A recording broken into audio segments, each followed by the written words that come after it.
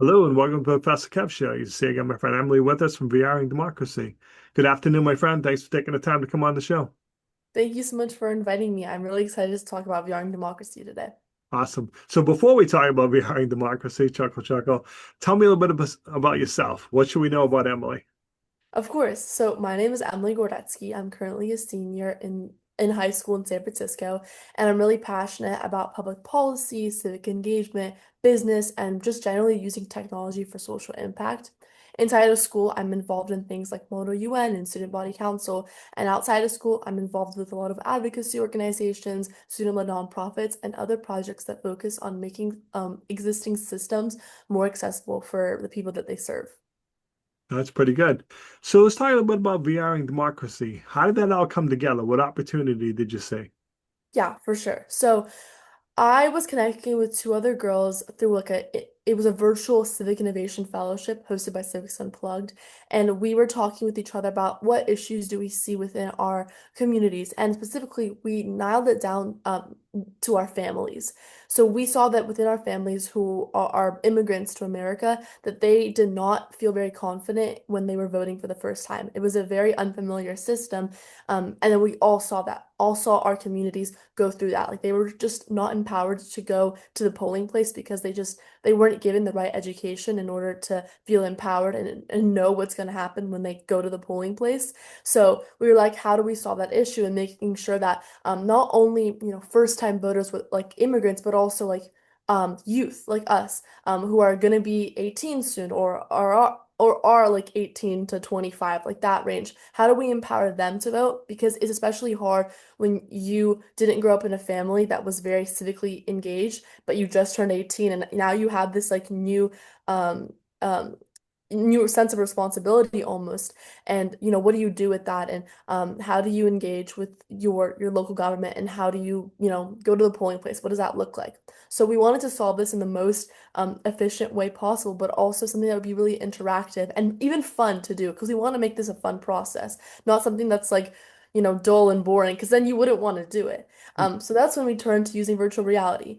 And we work with each other and using like coding skills to develop a virtual reality experience that shows you what it's like to go to the polling place. And then there's like what happens, like what issues could arise and how do you go about like solving those issues. For example, like the machine breaking. And there's a lot of other parts and intricate experiences within the VR experience that I could explain more. But yeah, that's kind of the problem that we saw and then how we went about solving it.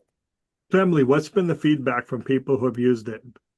So we've had a lot of great feedback and it was really encouraging. I was able to bring the headset around my community to the San Francisco Public Library, and also there was a few events happening around the November 2024 election. So I was able to bring it to those events, and the community members told me about like how after trying on the VR experience, they felt very confident about voting, and they wanted to share it like with their friends and even like the elders in their community, which I was like, that's amazing because my grandma would not know how to use like a VR. So we definitely had to when they brought that up, they were like, you're definitely gonna have to dumb it down. And that's what I was like, that's like I was like in my head, like, okay, next time I'm gonna bring this to the event. I want to make sure that I explain it as thoroughly as possible so that people with very like low technical backgrounds can know like how to use the little joysticks because it's not something that comes easy to everybody.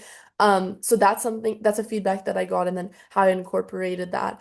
But yeah, overall, it's been very encouraging. A lot of, especially educators, had said that this was like a tool that definitely could improve how civic education is taught in schools, like in the future. So that was really encouraging. And I was like, wow, that's like part of my long-term vision is to get young democracy like into schools. So I like what you're doing because, again, if you don't know what to expect when you go to the polling booth, then you may decide not to go. Like, it's stressing me out. I don't know what to expect. I don't want to do anything wrong. So I like where you're going with this. So, crystal ball time, what are you hoping to accomplish in the future with this idea? Yeah, great question. We've done a lot on helping other students, not just in California, but throughout America, have these VR headsets through like different grants that we've won. And I want to make sure that maybe in the next like 10 years where we have a youth leader in every single state within America having their own VRing democracy headset, I think that that's like something that I'm working towards. And we already have 10 hub leaders and they're all on our website. But so if there's one near you, be sure to contact them. But yeah, that's something that I really want to do is making sure that we have at least one youth leader in each state in 10 years have their own VR headset and then be able to bring it out into the community and show the new scenes of VR and democracy because it started off with something that was really was just like for the polling place and helping people get prepared for that. But the more events that we had, the more people that we talk to, they're like, wow, like this is really helpful and we can use it in different ways. So right now I'm working with our student developers to make a scene that's about canvassing. So this is like on the topic of like civic engagement, just encouraging other people within like our society, not just first-time voters, but everyone to canvass the people that you believe in, just to help raise civic engagement within our communities. So making sure that those scenes are make sure we're not just having those scenes, but a multitude of like collection of scenes that we could show at events. That's like my long like 10-year Mhm. goal. Is to have that kind of impact. And touching back on the schools thing that I mentioned earlier, I hope that one day we can have like the VR democracy curriculum be in schools. Like schools can have their own VR headsets, and that's how they can teach students about what it's like to go to the polling place. Like have them literally try it on, or have them use VR in different ways to educate their students. And on that note, with education, Young Democracy has been making a lot of strides in the civic education space. We've worked with our partners, other student-led organizations like America Undivided. We helped them testify for a bill at the California Assembly for it's SB 745, which is basically increasing the civic education mandate to make sure that students don't only learn about their federal governments, but also their state and local governments, which is really important for increasing long-term civic engagement. So that's our main goals, and we hope that we are able to accomplish them within the next 10 years. But I have a very strong team of other students that are really dedicated to supporting my mission on the Veering Democracy team. So yeah, I'm 100%, 110% sure that we're gonna make it and we're gonna do it in the next 10 years.